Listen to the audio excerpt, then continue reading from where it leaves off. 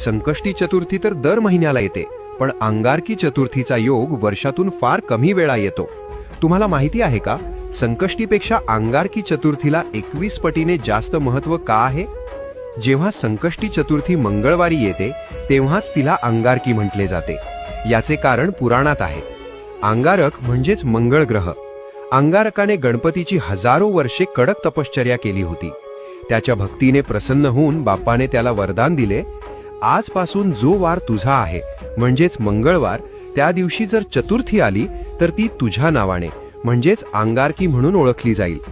या दिवसाचे महत्त्व खूप मोठे आहे.